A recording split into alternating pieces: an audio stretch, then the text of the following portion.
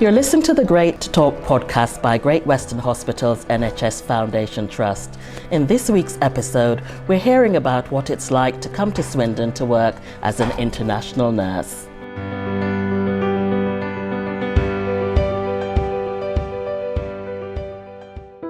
My name is Oluwatobi and I currently work in Saturn Ward as the senior staff nurse.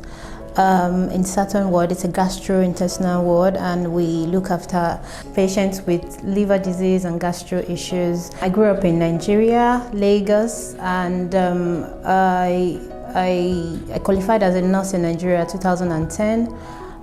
Went on to specialize as a midwife in 2012, and from 2012 I've been working as a nurse midwife, and then from there, and I worked for I think 4 years before I specialized into gastro, which is endoscopy back home.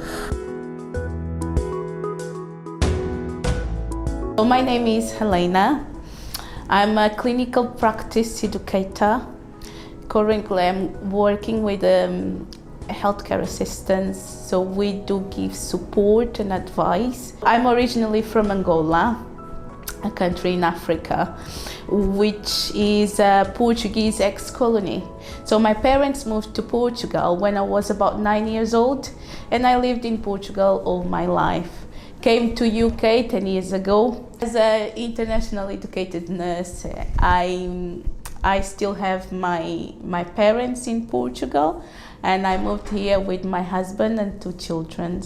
So I've got my nuclear family in here, but still have my parents over there, because Portugal is not far away. We do manage to go like very often during the children's holidays, go back to Portugal and stay with them, and they do come here as well.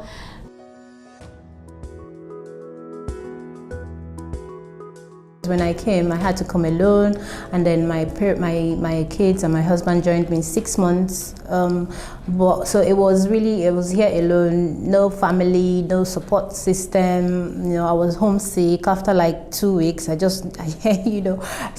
then it got better in the sense that where my ward actually had a lot of international, not really a lot, but they had mixed people from different places, so they were able to this is what happens.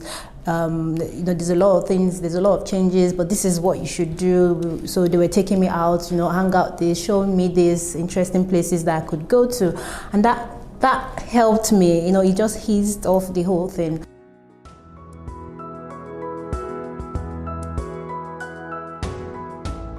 Nursing back home is very, very different, especially in Nigeria. Very different. Back home, it was more like we had to rely heavily on the doctors to make a lot of decisions. We couldn't just out of the blue just do something, even if it's going to help the patient.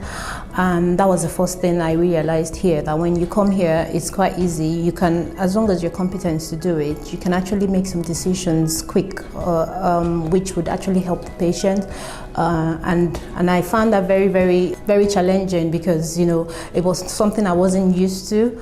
But over the years, you get better, going for training, going for your competence and everything, and then you get confident to do a lot of things.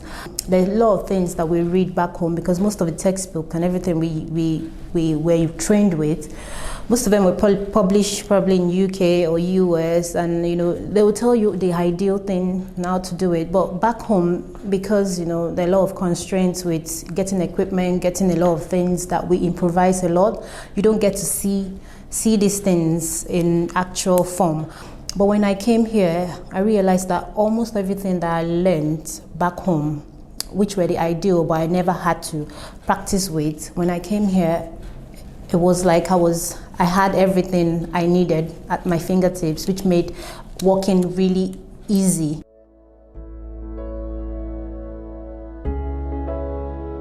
I felt different when I moved to UK, because it was a different language, and I thought I knew how to speak in English until I get to my first shift.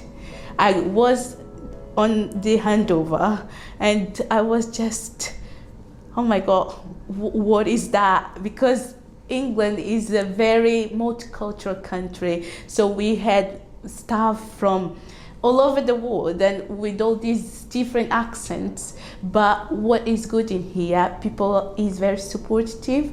So I had like extra supernumerary days for me to get used to it. But I ended up like settling and then learning and enjoying the job.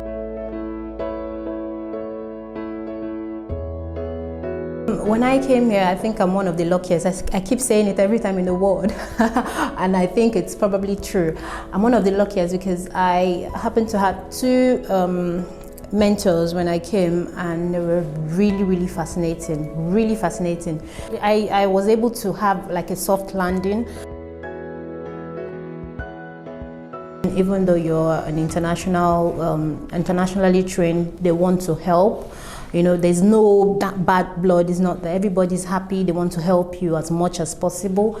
So that thing is very good. And another thing is the development. They really want you to develop yourself. Back home, when it comes to developing, it's more like it's automatic. So we use your years of experience now for promotion. You don't have to apply to get promoted, no.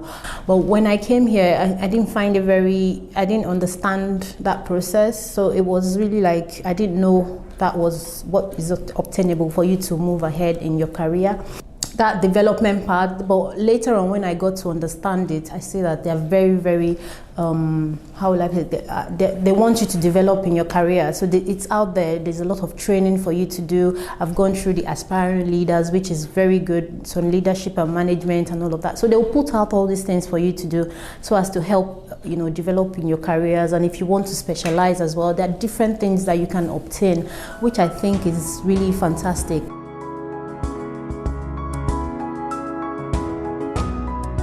You have built up like a country made to support others.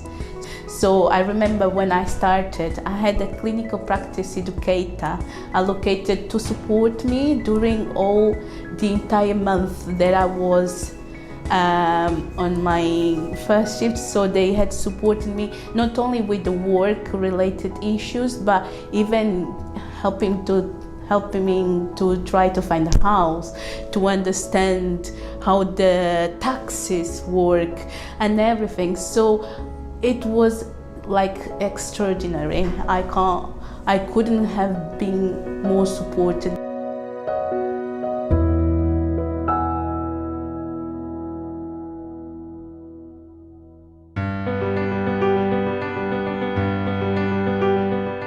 That was the story of two of our international nurses, Helena and Oluwatobi.